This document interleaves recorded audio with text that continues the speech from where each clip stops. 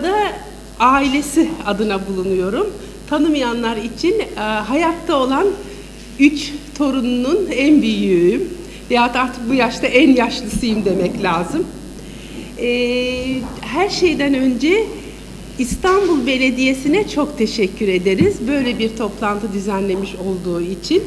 İstanbul Belediyesi'nde özellikle Kültür AŞ Genel Müdürü Nevzat Bayhan Bey'e çok teşekkür ederiz.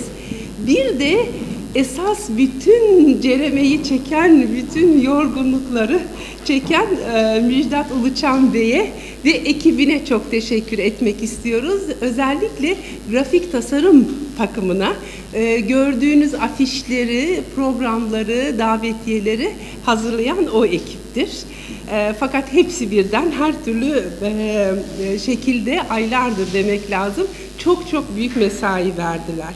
Bunun dışında ben aile olarak ailemiz içinden Gülnur Üçoğ'a teşekkür etmek istiyorum. Çünkü esas o ön ayak olmuştur ve esas en büyük sorumluluğu da o taşımıştır. Biz onun bir nevi neferleri şekilde birazcık arkasından çalıştık. Bunun dışında şu anda yanımızda olmayan benim yardımcım Şule Tarakçıoğlu'na büyük teşekkürüm var. Çünkü birçok haberleşmeyi o sağladı. Onun dışında Sagit Hayri burada olması lazım. Evet, film çekiyor. Ona çok teşekkür ederim. O da yine hem sanal ortamda bu toplantının mümkün olduğu kadar yayılmasını sağladı. Fakat onun dışında görünmeyen bir şekilde birçok haberleşmeyi de aynı zamanda sağladı. Yani burada olan bazı arkadaşların burada olması onun sayesindedir. Ayrıca www.idilural.org diye bir web sitesi şu anda Sadri Maksudi Arsal'ın bu anma toplantısı ile genelde hayatı ve çalışmalarına ayrılmış vaziyette. O siteyi düzenleyen demek lazım. Selçuk Bultar'a da teşekkür etmek istiyorum. Bunun dışında şu anda aramızda olmayan 2 kişiye de bir şükranlarımı arz etmek istiyorum. Bir tanesi Feride Gaffarova.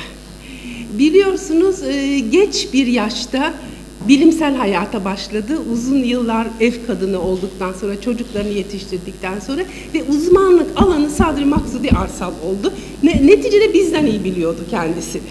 Konuşmalarını ezbere biliyordu neredeyse.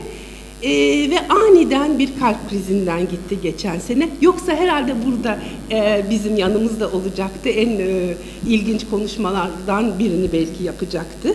İkincisi Yahya Abdülin de aramızdan ayrıldı. O da milliyet duygusunun sosyolojik esaslarının Tataristan'da yayınlanması, Tatarca olarak yayınlanmasını sağlayan ekibin başındaydı. Ona da özel bir teşekkürde bulunmak istiyorum. O ekipte bulunan arkadaşlardan Rafael Muhammedinov şimdi aramızda. Teşekkür ederim. Fakat Abdülin de keşke hayatta olsaydı, o da yanımızda olsaydı. Çünkü o da Sadri Maksudi'yi tanımış, yani kitaplarını, eserlerini okumuş bir insandı. Şimdi ben bu kadar teşekkürlerim, bu kadar fazla tutmayayım.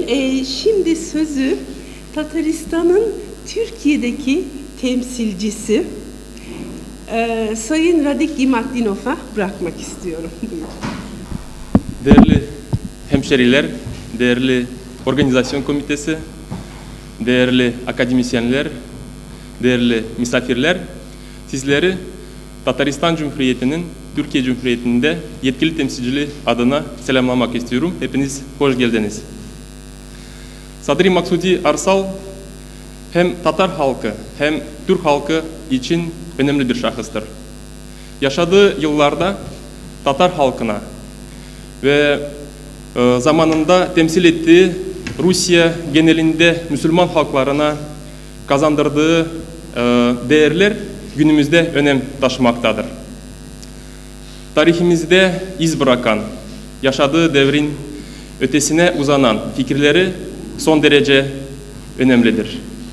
Bir siyasetçi, tarihçi ve hukukçu olarak arkasında bırakan değerler vardır. Aynı coğrafyayı paylaşan Rusya'da ve Türkiye Cumhuriyeti'nde milletvekilliği yapmış belki de tek bir insandır. Bilimsel çalışmalarının çoğunu Türkiye'de yaşadığı yıllarda yapmıştır. Sadri Maksudi Arsal bizim için bir gurur kaynağıdır. Derya gibi büyük şahsiyetin çalışmalarını irdelemeye daha fazla ihtiyaç duyulmaktadır. Konum uzmanı bu engin akademisyen zümresini bizlerle burada buluşturan İstanbul Büyükşehir Belediyesi'ne, Sayın Gülnur Uçak'a, Sayın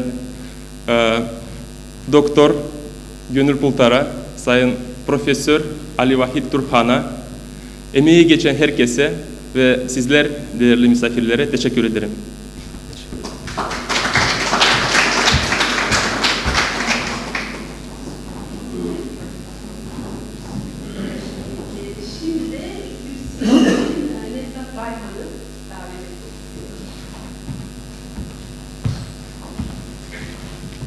Saygıdeğer büyüklerim, sevgili dostlar, bugün gerçekten anlamlı, önemli bir gün. Türkiye'mizin, milletimizin kültür birikimi adına çok önemli bir gün. Çünkü bir milletin kültürü unutmadıklarıdır. Unutulanlar kültür değildir. Bugün unutulmayan ve unutulmayacak olan bir dahiyi yeniden masaya yatırmanın zamanı geldiği için önemli bir gündür diyorum. Çünkü o bir duayen. O hukukta bir duayen, siyasette bir duayen, halkların hakkını korumakta bir duayen. Ve o Gazi Mustafa Kemal'in, Atatürk'ün sırdaşı, yoldaşı, arkadaşı. Ve o Türk tarihimizin, tarihi değerlerimizin günümüze ulaşmasında ön ayak olmuş bir öncü. Ve o şimdi tam 128 veya 129 yaşında. Hala kalbimizde. Tıpkı kendisini halkına adamış ve her türlü varlığını, milleti, vatanı, geleceği insanı için harcamış diğer büyüklerimiz gibi insanlık var oldukça kalplerde yaşamaya devam edecek. İşte bu büyük insanı bugün buraya ruhen taşırken İstanbul Büyükşehir Belediyesi adına, Kültür AŞ çalışanları adına ve emeği geçenler adına tekrar sizlere hoş geldiniz diyor. Katılımınızdan ve katkılarınızdan dolayı şükranlarımı arz ediyor, saygılarımı sunuyorum efendim.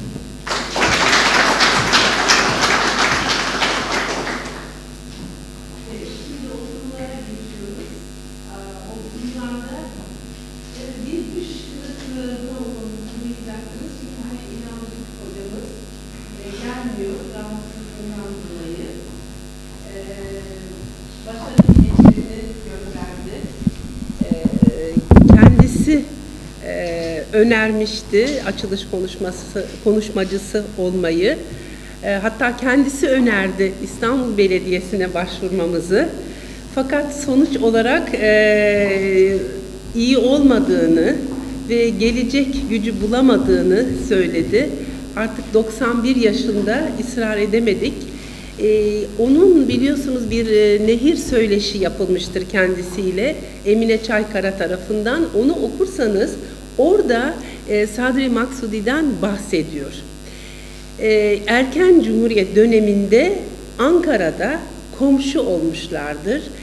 Halil Bey'in babası biraz vefasız çıkmış, ailesini terk edip gitmiştir ve Sadri Maksudi bir nevi babalık etmiştir. Bunu her yerde Halil Hoca söyler. Yani benim olduğumun farkında hiç olmadığı toplantılarda bile ben bunu anlattığını duydum, dinledim. Balıkesir Lisesi'ne gidiyor biliyorsunuz Halil Bey. Bunu sağlayan işte şeylerini kullanarak milletvekili olmanın işte ilişkilerini kullanarak sağlayan Sadri Maksudi Arsal'dır. Aynı şekilde tarihçi ol. diyen bana Sadri Maksudi'ydi diye söylediğini çok iyi biliyorum. Her zaman için ona bir manevi yol gösterici olmuştur ve bunu her zaman Halil Bey kabul eder. Ve ben de her zaman derim ki sizi görmekle ne kadar başarılı bir yol göstericilik yapmış demek ki sizin gibi birisi çıkmış diye. Ve biz de çok iftihar ederiz ki böyle ailenin komşusu bir genç, bir çocuk ilk tanıştıkları zaman neticede bu kadar böyle dev bir tarihçi haline gelmiştir diye. Ne yazık ki aramızda olmayacak. Dediğim gibi tabii ki çok kısa olmakla beraber o kitabı artık kitaptaki o pasajları okuyacaksınız. Şimdi efendim ilk oturuma başlıyoruz. Bu oturuma başlamadan önce bir teşekkür unutmuş olduğumuz farkına vardım. Seyretmiş olanlar bilecek. Emel Uygur prodüktör TRT'de çok güzel bir film dizisi yaptı. Yusuf Akçura, Zeki Veli Togan ve Sadri Maksudi Arsal ve yeni zamanlarda Sadri Maksudi Arsal'ı gündeme taşıyan sanırım o film oldu. Bundan dolayı kendisine özellikle müteşekkiriz ve bunu ne kadar büyük zorluklarla ortaya çıkardığını ben biliyorum. Ben işin mutfak kısmını da yaşamış olduğum için çok teşekkür ederiz ve oraya tabii katılmış olan, orada konuşmuş olan ve bugün aramızda bulunan çeşitli bilim adamlarına da ayrıca teşekkür etmek isterim. Şimdi bunu özellikle söylememi istedi Gülnur Üçok. Bu toplantının düzenlenmesinin tabii ki her değerli kişinin 50. ölüm yıl dönümü önemlidir ve anılması gerekir. Her aile ister bunu, her toplum ihtiyaç duyar. Fakat özellikle iki nedeni var. Bir tanesi onun şimdi bundan sonraki oturumda 3 ayrı kişinin 3 ayrı yönünü inceleyerek anlatacağı gibi ortaya koyduğu değerler ve ilkeler bugün unutulmaya yüz tutmuş. Çok çeşitli nedenlerden. Şimdi buna tabii girilemez ama bunların hatırlatılmasında çok yarar ve de ihtiyaç olduğuna inandığımız için. Bu Türkiye için. Bunun dışında Kazanlılar açısından yani Kazan Hanlığı'nın vatanı olan toprakta yaşayan bütün Kazanlılar anlamına kullanıyorum. Çünkü başka her bir terimin çok çeşitli siyasi çağrışımları oluyor. İçin çok önemli bir vazife görmüştür. 16. yüzyılın ortasından beri ilk kez 20. yüzyılda bir devlet oluşumunun liderliğini yapmıştır. Tarihi şartlar yüzünden biliyorsunuz Bolşeviklerin gelmesiyle bu çok kısa olmuştur. Fakat sembolik olarak önemi çok büyüktür.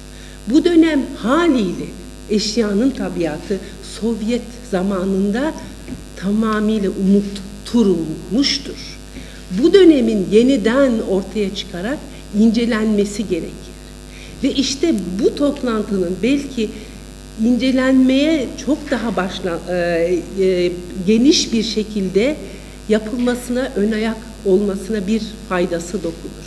Feride Gafurova bu çok başlangıcını yapmıştır ve daha çok Duma'da deputat olarak bulunduğu dönemi incelemiştir. Tabii bu da çok önemlidir. Biliyorsunuz oradan Osmanlı kendi şeyine bakmadan bir azınlık milletvekili oluşuna bakmadan Osmanlı İmparatorluğu konusunda olsun, Finlandiya konusunda olsun tehditlerde bulunmuştur neredeyse. Tabii ki o dönemde önemlidir.